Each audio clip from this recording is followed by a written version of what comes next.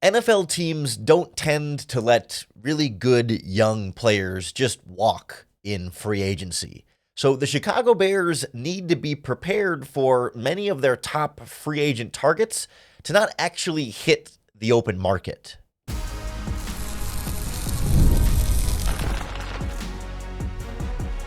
You are Locked On Bears, your daily Chicago Bears podcast. Part of the Locked On Podcast Network, your team every day. This is Locked On Bears, and I'm your host, Lauren Cox.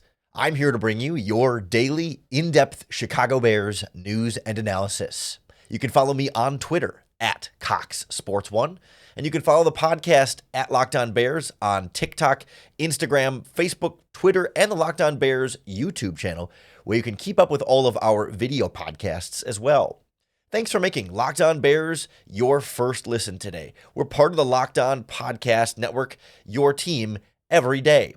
On the show today, I want to look at what backup plans, Plan B, might look like for the Chicago Bears in free agency if some of the names we're daydreaming about right now don't actually become available as street free agents.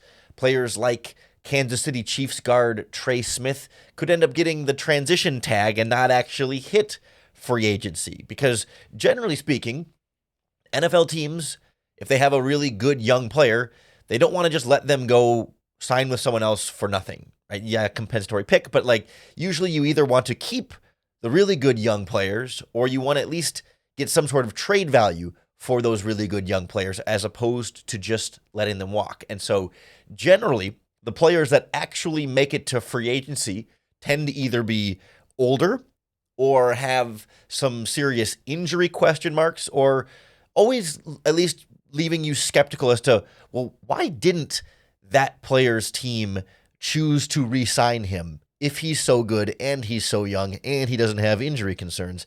Is there something going on here? Why didn't that team prioritize keeping that player around? There's always extra red flags with free agents because teams don't just make dumb football decisions regularly. It happens, but not all that often. So we'll look at what the Bears might be left with and what Plan B might look like without someone like, say, Trey Smith, who might not hit the open market after all. We'll see. There's still a couple of weeks for the Chiefs to determine exactly what they want to do with Trey Smith, but this is not exclusive to Trey Smith. He's just sort of the big, clear, and obvious example.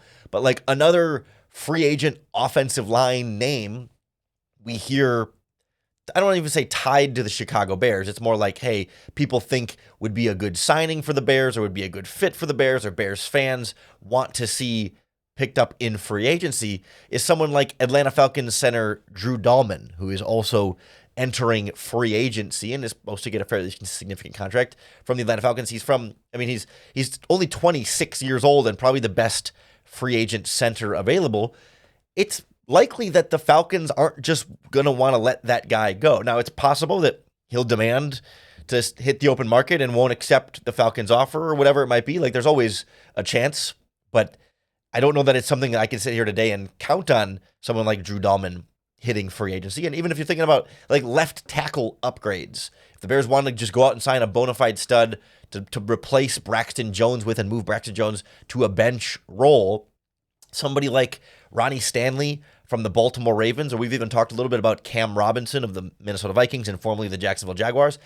Teams don't like to let franchise left tackles just walk away in free agency. Now, Ronnie Stanley is 31, so maybe that he starts to enter the age conversation, but I would expect Baltimore may try and keep that offensive line together as best as they can. The Vikings traded for Cam Robinson in the middle of last season, and yeah, they knew he would be entering free agency, but you don't necessarily go into that plan saying, hey, we're only going to get a half a season of this guy and then totally just let him walk. They're going to probably try and bring him back depending on how salary cap space goes with Sam Darnold and Byron Murphy and a couple other free agents they have in Minnesota. But it's not out of the question that Ronnie Stanley, Cam Robinson, Trey Smith, and Drew Dahlman all don't hit free agency. Their respective teams find a way to get it done with them, or they transition tag them in some way, shape, or form. So then what? Oh no, all of a sudden, the top guard's gone, the top center's gone, a couple of top offensive tackles are gone. What's plan B? And I think it's always going to be a lot less sexy and exciting, but I still think, at least at the guard position in particular, there's enough other free agent options that you can feel pretty good about. Center is where it starts to get a little bit dicier. So, I mean, obviously, if you take Trey Smith out of the equation, there's a pretty big drop-off, I think, from there to the next, best free agent guards. I mean, there's Tevin Jenkins is probably in that conversation.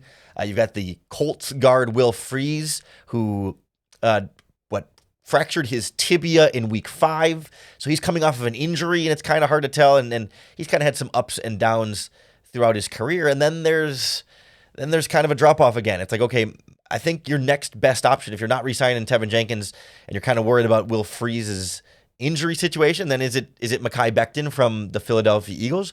He had a really good season for them, and he's about to be 26 years old. He could be a young guard that you signed to a 3-4 year deal, and is not going to cost as much as the likes of Trey Smith or others. But the question mark with Mekhi Becton is that he really wasn't very good for the first few seasons of his career until he goes to the Philadelphia Eagles and has a great season for his career right now. But prior to that with the New York Jets, he was a little bit of a draft bust as a 11th overall pick out of Louisville. He was kind of a disappointment for them. It's how he ended up in Philadelphia. So he's had one great year, but are you going to pay him for one great year when he's had some bad years before that? I mean, that's the risk you take, right? We get to this second tier of free agents. They're all free agents for a reason. Becton has production concerns of more than 1 year of quality play. Was it just great coaching he was getting in Philadelphia that wouldn't follow him everywhere he goes?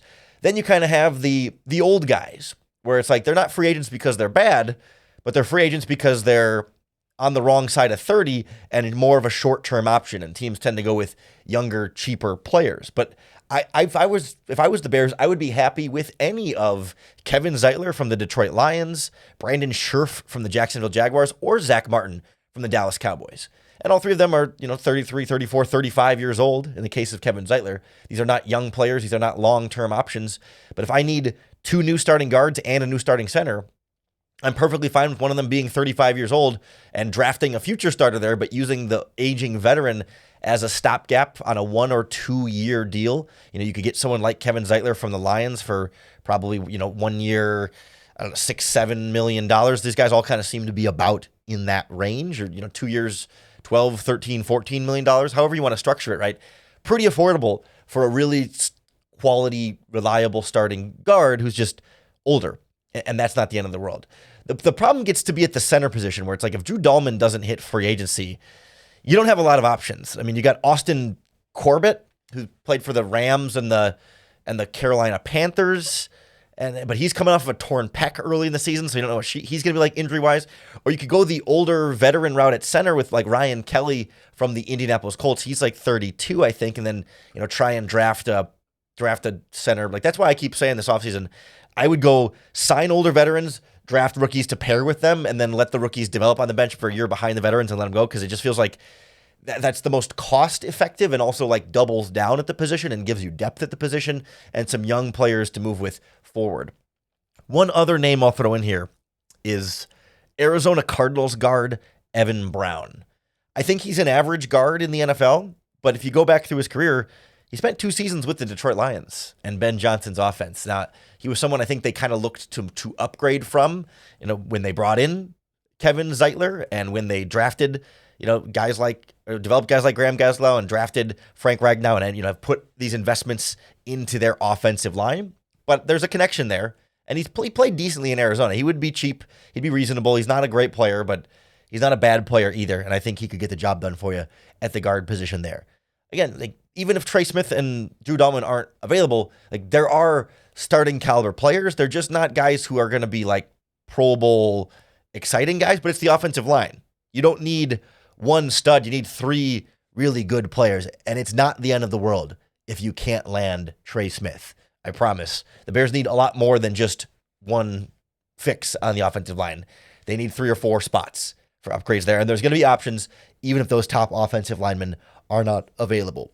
Same thing is true on the defensive line, especially at the edge rusher spot, but a little bit on the interior as well. So we'll take a look at what happens if Josh Sweat and Milton Williams end up back with the Philadelphia Eagles, or Khalil Mack doesn't become available for the Bears. DeMarcus Lawrence maybe stays with, however that ends up playing out. We'll look at some of the other options then for Chicago without the biggest name free agents available on the defensive line. Next on Locked On Bears. This is a message from sponsor Intuit TurboTax. Taxes was waiting and wondering and worrying if you were going to get any money back, and then waiting and wondering and worrying some more. But now Taxes is matching with a TurboTax expert who can do your taxes as soon as today. An expert who gives your taxes their undivided attention as they work on your return, while you get real-time updates on their progress so you can focus on your day. An expert who will find you every deduction possible and file every form, every investment, everything with 100% accuracy. All so you can get the most money back guaranteed.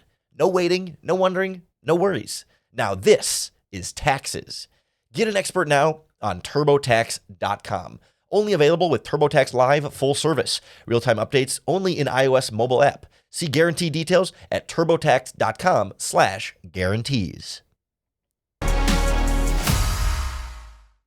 There's no guarantee that the Bears will have their crack at the top edge rushers and defensive linemen in general that are approaching free agency at this time. Now I think Khalil Mack is going to be at the top list for a lot of people.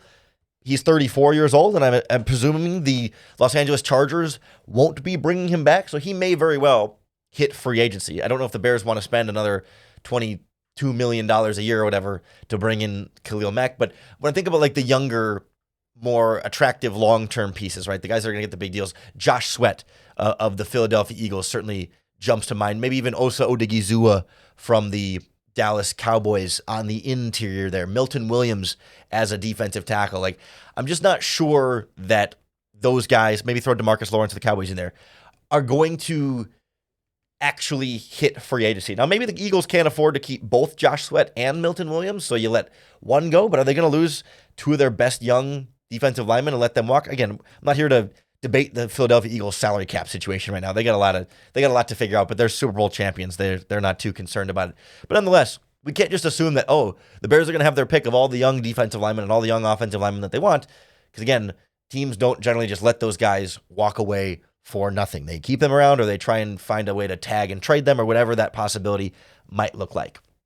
And so if the Bears can't sign someone like Josh Sweat or Milton Williams or Khalil Mack or whatever it ends up looking like, they're not just like screwed, right? Like, I don't think we should go into this offseason expecting that the Bears are going to go out and find a veteran guaranteed 10-sack guy to start outside on the opposite of on the opposite of Montez Sweat, as I'm getting ahead of myself here a little bit.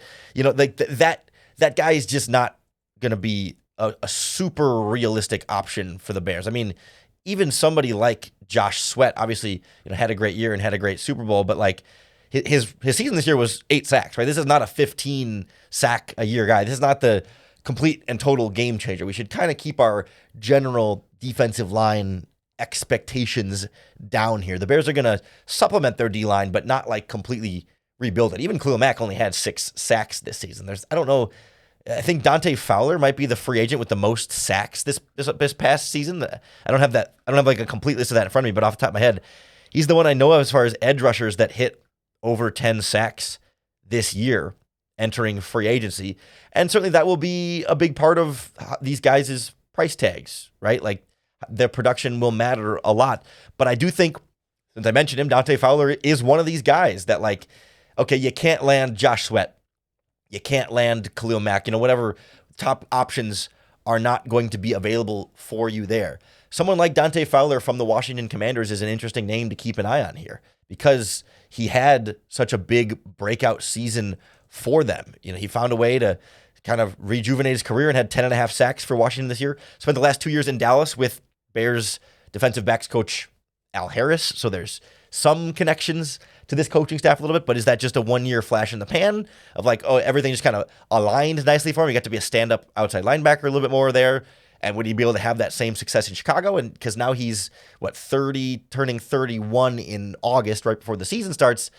Is his best football still ahead of him, or is his best football behind him? Right? That's what we end up getting into these conversations with all these second-tier free agent options. They're not bona fide, can't miss, surefire guys here. Same thing with like Chase Young, right? Like he hasn't really been a healthy, consistent starter for a handful of seasons now. You know, like ever since he's been traded from Washington, he kind of was the starter in Washington and then goes to the 49ers and comes off the bench there. And then comes off the bench this past year with the Saints. And his career high season in sacks is 7.5, right? Like it's not as though Chase Young is going to come in here and give you a second Montez Sweat. He's very clearly not up to that level. Now, maybe you think you could still tap into more of that. And, you know, the Saints connection with Dennis Allen obviously makes Chase Young an intriguing option, but this is not a guy who's going to change your entire defense here. Like that's the kind of stuff we're talking about here. The good player and might still be worth bringing in, but we have to temper our expectations a bit. Other guys we could throw into this conversation, Baron Browning, who spent the last year with the Arizona Cardinals but was injured a lot this season, but had been really good with Denver in his career previous to that. He got traded, I think, to the Cardinals this season, but dealt with some injuries. But prior to that, it was a good rotational pass rusher with the Broncos, you know, got a handful of sacks every single season. Someone like Dayo Odeyingbo from the Indianapolis Colts is a name we mentioned last week on the podcast. Not a 10-sack guy by any means, but had 8 a couple of years ago and has grown into a bigger and bigger role there. The Bears have his linebackers coach, was it Robert Smith? I can't think of it. Richard Smith, the Bears linebackers coach, was with the Colts with Dayo Odeyingbo. So you've got some different names here. Even Chauncey Golston from Dallas. Like if you can't get DeMarcus Lawrence or Micah Parsons via trade, like any of these 4 guys, like Chase Young, Baron Browning, Dayo Odeyingbo, and Chauncey Golston, like when you look at the box score, it's like underwhelming. Like, oh man, this isn't a game-changing player who's going to totally revamp the Bears pass rush. But it still adds a lot into this rotation, right? If you can get, say, 7 sacks from Chase Young or Baron Browning or Chauncey Golston, like pick one of these guys, say they give you 7 sacks, and you get Montez Sweat back to a 10-sack kind of season, and then Austin Booker off the bench gets you 3 or 4 more sacks, and now DeMarcus Walker's coming off the bench, and he gets you 4 or 5 or 6 sacks, and then Javon Dexter takes a step on the interior, right? You can start to build up a pass rush here. It doesn't have to be 2 bona fide stud starters as long as you've got depth and guys that can get after the quarterback. I mean, the Eagles are a good example, right? It's not just Josh Sweat having 15 sacks. Like he had 8, right? But it's Josh Sweat and Nolan Smith and Jalix Hunt and Milton Williams and Jalen Carter, right? Get all these different guys involved in that process. And that's the thought process with the interior of this Bears defensive line as well. Like maybe the Cowboys don't let Osa Odigizua walk, or the Eagles don't let Milton Williams walk, but you can get somebody like Levi Onwuzurike from the Detroit Lions or BJ Hill from the Cincinnati Bengals, and maybe Jaron Reed or Poona Ford. Like these guys are not hugely productive sack generators, but the Bears just need better defensive tackle depth. Javon Dexter and Andrew Billings could still be your starters. They can still play the majority of your snaps, but you don't want to be rotating in guys like Byron Cowart and Jonathan Ford nearly as much as you did this past season. Even Zach Pickens still has a lot to earn. Like go get better rotational depth because your number 3 defensive tackle is going to play a significant amount. And DeMarcus Walker can kick in there sometimes, and Dennis Allen can get creative with how he wants to align these fronts, but go out and get these guys, even if they're not the top guys. I promise it's going to be okay, because whether it's being re-signed by their own team or just getting out of the Bears price range, like we know in the past, Ryan Poles doesn't like to win bidding wars, right? He might get into the bidding war, but then he bows out when the price tag gets to a certain height and isn't going to overspend on players above a certain dollar amount that he sees fit. And one of the other issues that then comes at play here for both of these positions and also other positions the Bears might pursue is like when these top players get big contracts, it can inflate the rest of the market and make other players at that position more expensive. And I think there's something to be said here about that happening less often when a player is re-signed compared to that happening more often when a player actually does hit the open market. So I want to look at like where an inflated free agent market could affect the Bears' plans and maybe push them towards more of these second and third tier free agent targets next on Locked On Bears. This episode of Locked On Bears is brought to you by FanDuel Sportsbook. When the game tips off, the NBA action is just getting started, and there's no better place to get in on it than with FanDuel, America's #1 sportsbook. With FanDuel, you can place live bets throughout the game. So even if you miss the opening tip-off or you want to bet on a fourth quarter comeback, you can stay in all the action. And if you're looking for an even bigger payout, you can combine your live bets into a same game parlay.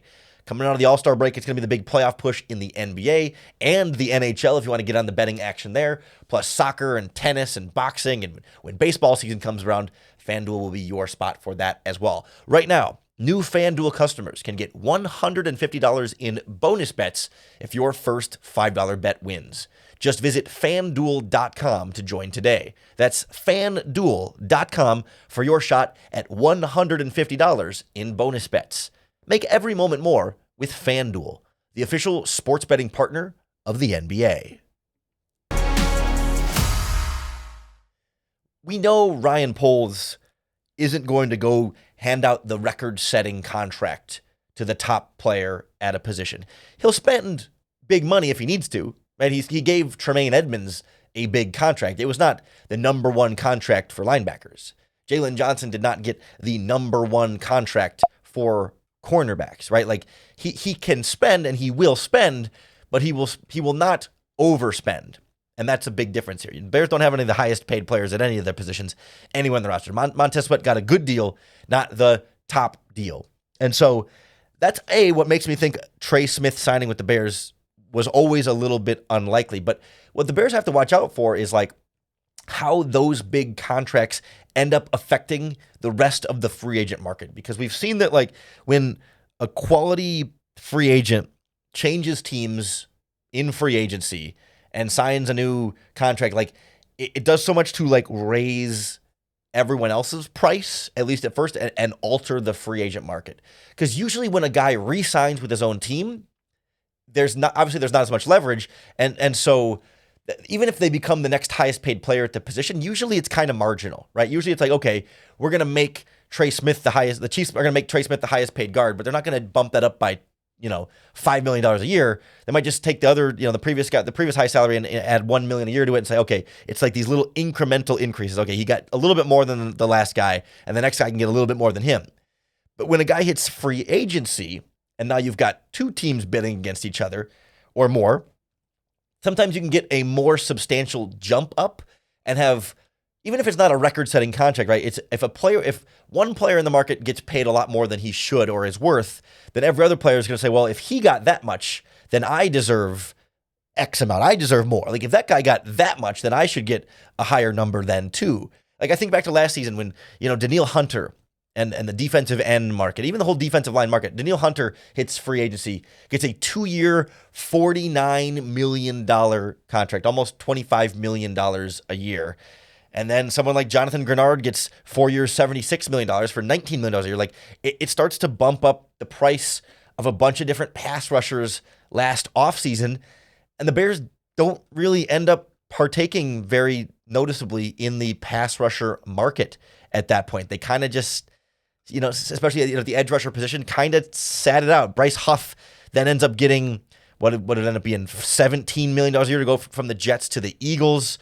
Chase Young gets a 1-year, $13 million deal. Like these guys all end up bumping up a little bit more maybe than what the Bears were hoping to pay for them or expecting to pay for them because the guys at the top get these extra, a little bit inflated contracts by actually hitting free agency.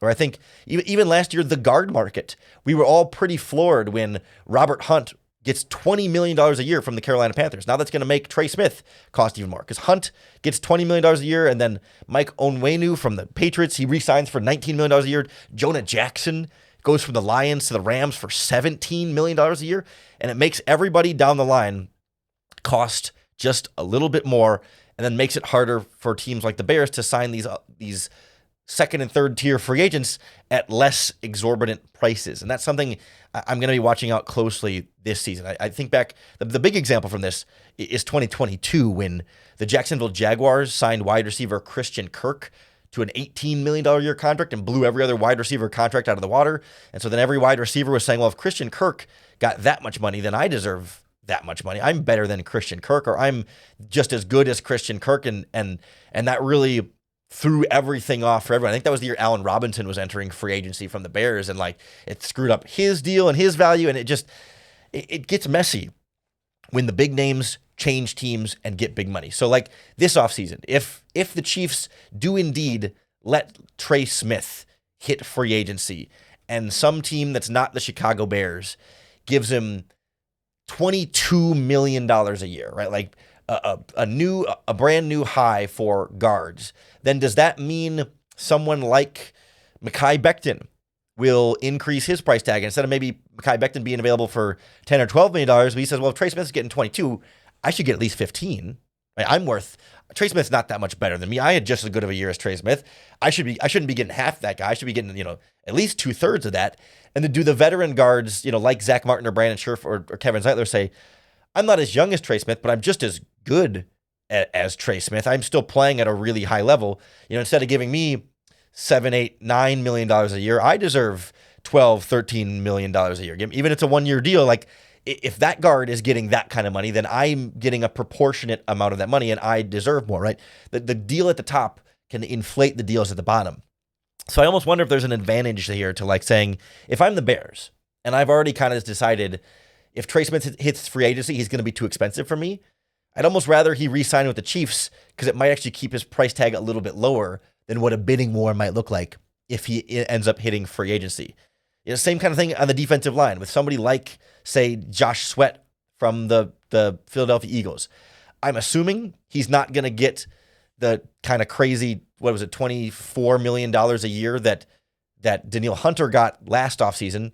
Because, again, Sweat had 8 sacks this season. He had a great Super Bowl and had a great season, but, like, this is not a 15-sack guy. This is an 8-sack guy this past season. But if instead of $17, $18 million a year, Josh Sweat gets 22, $23 million a year, all of a sudden then, guys like Dio Odengbo is going to say, hey, well, then I'm worth $15 million. And Chase Young is going to say, I'm worth $17 million. And DeMarcus Lawrence says, I'm still worth $12 million. And like Khalil Mack says, I'm still worth I'm worth $25 million. Like all these guys can start to raise their value if one, reckless spending team overpays to make sure they get that guy at a position the Bears need.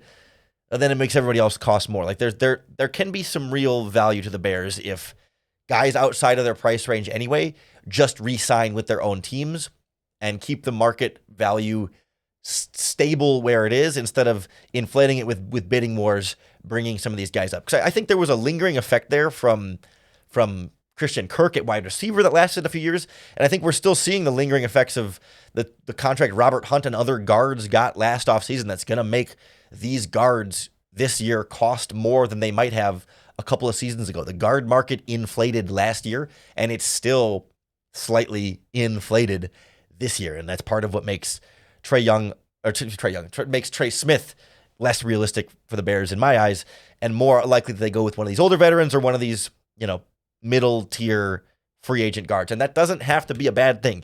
We don't have to be disappointed if the Bears don't swing for the fences in free agency. They need to fill holes with solid players. They don't need to be $20 million a year guys necessarily. And then you have the draft to help supplement that. And I will try and preach patience again throughout free agency and say, like, let's see how this all plays out before, we kill Ryan Poles for not signing X player or for being quick to sign a lesser player, whatever it might be. Like, got to see the plan, how it pans out.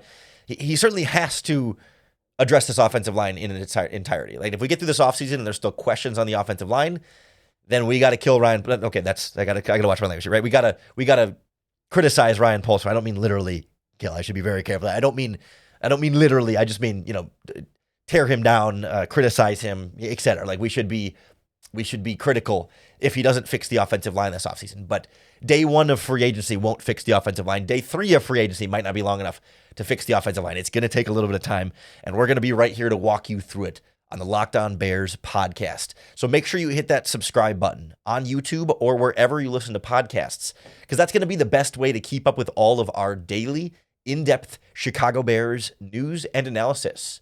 Thanks for making Locked On Bears your first listen today. We're part of the Locked On Podcast Network, your team every day.